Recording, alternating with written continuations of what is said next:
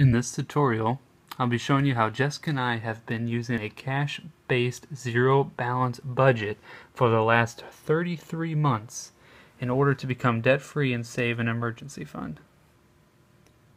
These are the bullet points that I will be using to narrate the video. The first thing we do is set out last month's budget. Since we're budgeting for May this month, we pulled out April's budget. Next, we look at all of our sinking fund accounts, which are accounts that we store money in for future expenses. It's okay if you don't already have these sinking funds, we will create them later in the video. Also, it's worth to note that I typically use a program called Quicken. You can also use an Excel spreadsheet to keep track of all of your sinking fund balances. Next, we log into our online bank account and print out something that looks similar to this. Next, we get out our checkbook and balance it to see if there's any outstanding checks.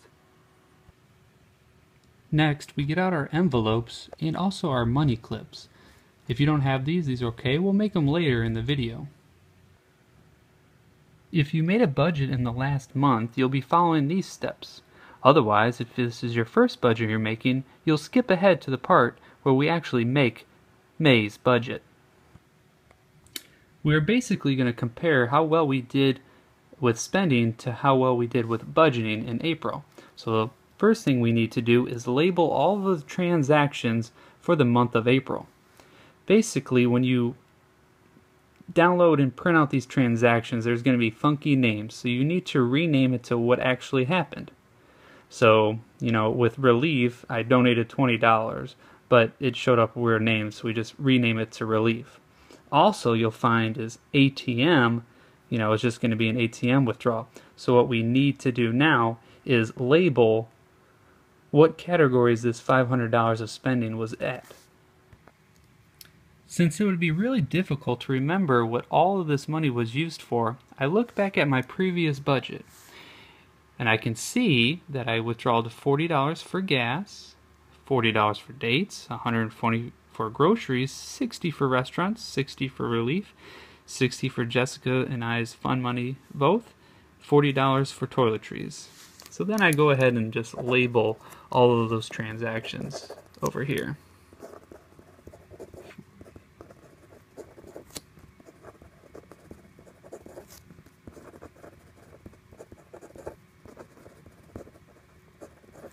Restaurants, Relief, Jessica, toiletries. And that'll add up to the $500. This will be useful later. Now I did the ATM transaction at the beginning of the month and then also halfway through the month, so I need to just repeat the same.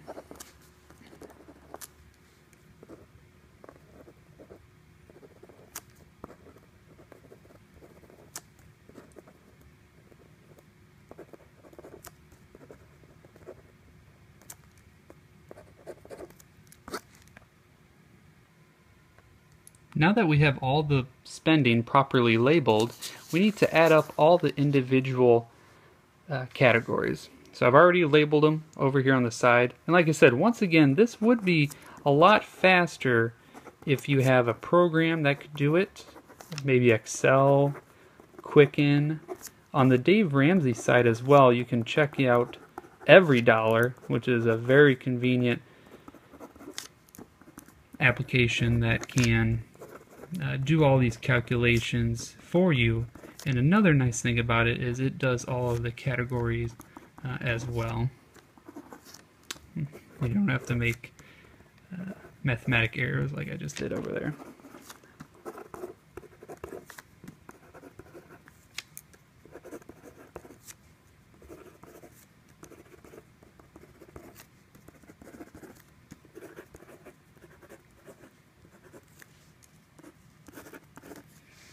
One important thing to note is these were all regular expense accounts. Now, if you noticed, we did spend $125 on rent insurance on the 17th. Now, that's one of the sinking funds that we save up all year because we know that expense is coming. So I'm going to put that special one over here to the side. Next, we're going to compare how much we actually spent to our budgeted amount. So for instance, we actually spent $40 on gas and we budgeted $40, so that's a difference of 0. With the cell phone, it was 60, we budgeted 60, and just go so on. With the electric, we had 80 budgeted, but we actually only spent a lot less. It was $38 less. And we go through, spent $30 over with laundry because we needed extra quarters.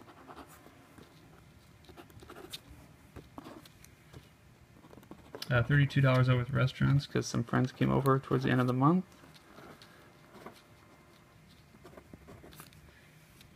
And actually, I didn't spend any money on clothes because I knew I was over with my fund money.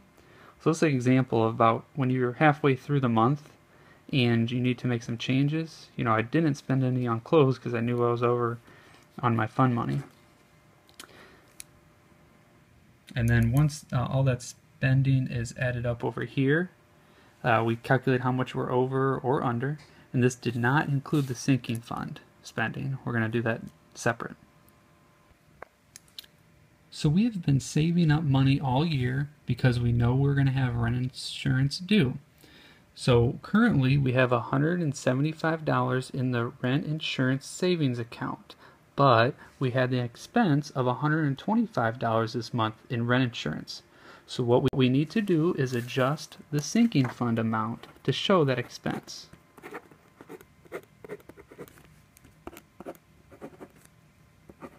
And to update it to the current balance of only $50.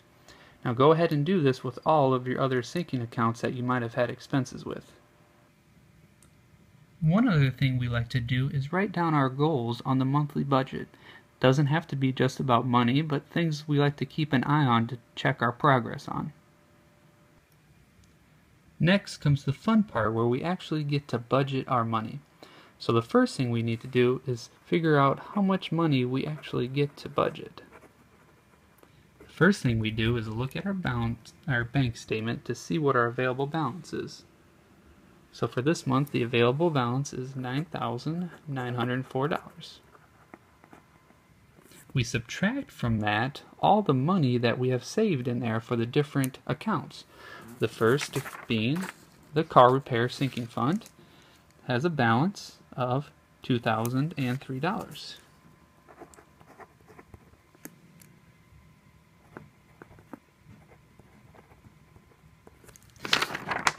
We now subtract all the other sinking fund accounts. So for instance, the $200 in our Xmas, and so on. $12 in drivers, $45 in the gym,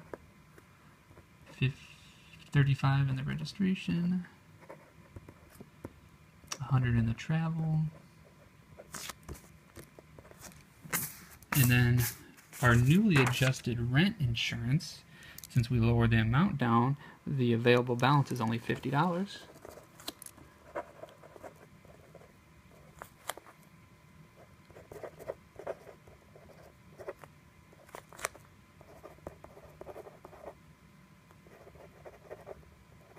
And that's all the